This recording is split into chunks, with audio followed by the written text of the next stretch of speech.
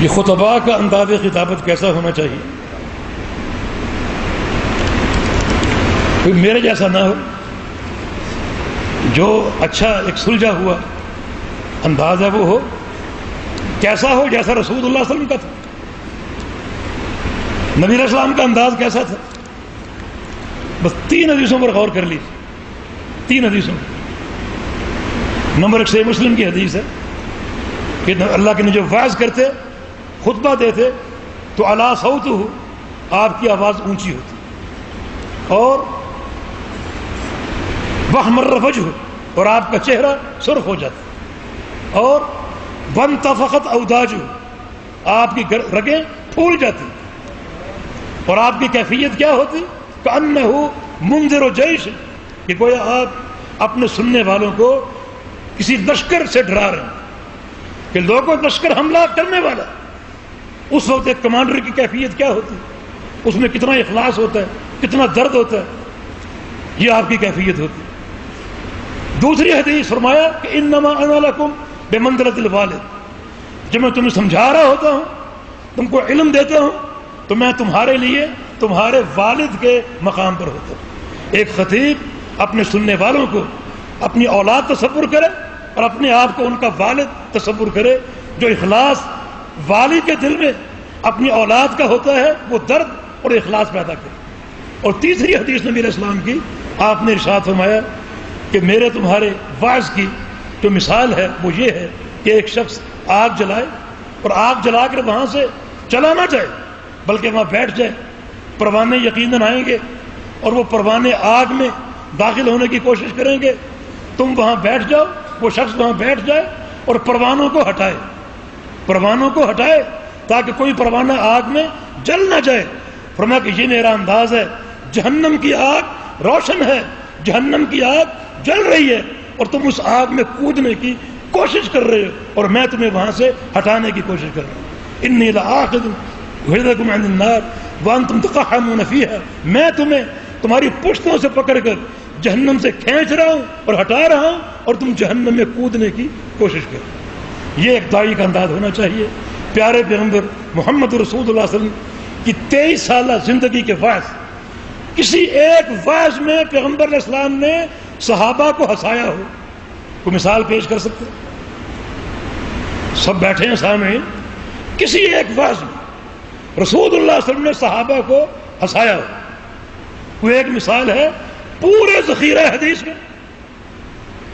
پھر آپ لوگ کیوں سنتے ہیں کہ فلاں شخص نے ایسا واعظ کیا کہ ہنس کے پیٹ میں درد ہو گیا؟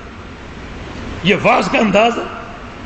نبی علیہ السلام واعظ کرتے، صحابہ منہ چھپا چھپا کر روتے ہیں، رونگٹے کھڑے ہو جاتے، آنکھیں بھیگ جاتی، رونے کے واقعات آتے ہیں، ہنسنے کا کوئی واقعہ نہیں آتا۔ یہ دین ہے، کھیل نہیں ہے، تماشا نہیں ہے۔ یہ واعظ کا مقصد آخرت کی تیاری اور آخرت کی طرف متوجہ کرنا، اس ہنسی مذاق کا اس میں کوئی شائبہ نہیں۔ دوسرا ایک کام آج یہاں بھی ہوا، نعرہ تکبیر گونجا گیا اور آپ سب نے اللہ اکبر کہا۔ اس کا کوئی ثبوت ہے تو بتائیں؟ اللہ اکبر آپ نے سب نے مل کر کہا، یہ اجتماعی ذکر؟ کیا اجتماعی ذکر کتاب و سنت سے ثابت ہے؟ اجتماعی ذکر جو شخص کہے گا نعرہ تکبیر، اس کا کیا مقصد ہے؟ سب مل کر اللہ اکبر کہے۔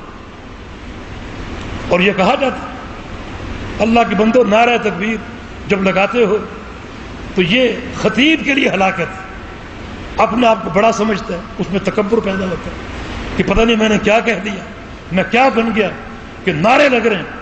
اور پھر وہ فخر کرتے ہیں کہ کل میں نے تقریر کی، بڑے نعرے لگے، بڑے نعرے لگے۔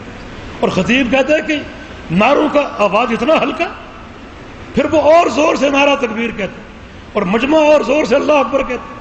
پھر خطیب کہتا ہے کہ وہاں سے آواز نہیں ہے، اس کونے سے۔ پھر کہتے ہیں پھر کہتا ہے وہاں سے آواز نہیں ہے، اس کونے سے نہیں ہے۔ ایک خطیب کو میں نے یہ کہتے ہوئے سنا، اللہ اکبر اتنی زور سے کہو، اتنی زور سے کہو، آواز یہاں سے نکلے اور سامنے کوئی مسجد تھی بریلویوں کی، وہاں تک جائے اور وہاں کی دیواروں کو پھاڑ کر، اور جو مولوی ہے اس کے گھر کی دیواروں کو پھاڑ کر اس کے کمروں کی دیواروں کو پھاڑ کر، سردی کا موسم تھا، اس کے لحاف کو پھاڑ کر، اس کے کانوں کے پردوں کو پھاڑ کر لوگ ہنس رہے. یہ دعوت ہے، یہ کھیل. بلکہ ایک شخص نے یہاں تک کہا نعوذ باللہ واستغفر اللہ کہ اتنا ہلکا نعرہ اتنا اونچا لگاؤ، اتنا بڑا لگاؤ جتنا بڑا تمہارا رب ہے.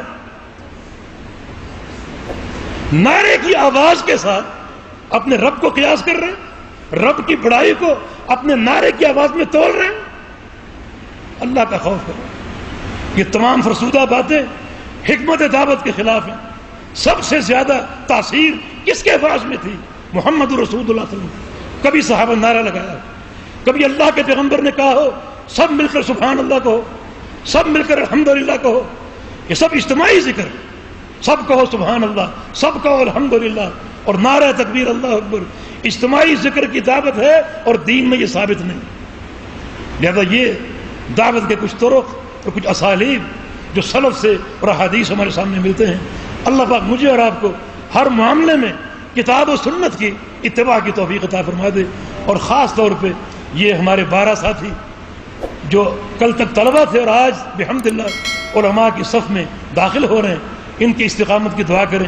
اللہ تعالیٰ علم نافع اور عمل صالح کے لیے ان کے سینوں کو کھول دے. اللہ پاک انہیں استقامت دے میدان عمل میں، میدان دعوت میں. اللہ تعالیٰ ان کو پورے اخلاص جد و جہد کے ساتھ کام کرنے کی توفیق عطا فرما دے. اور یہ مدارس جامع امام بخاری، اس نہج کے دوسرے مدارس، اللہ ان کو قائم و دائم رکھے. اللہ تعالیٰ ان علماء کا سایہ ہم پر قائم رکھے. یہ طلباء اللہ تعالیٰ ان کی حفاظت فرمائے. اور وہ معاونین جو ان مدارس کی کفالت کرنے والے ہیں اور معاونت کرنے والے ہیں، محبت کرنے والے ہیں، اللہ ان سب کی حفاظت فرمائے اور ان کی نیکیاں قبول فرما لے.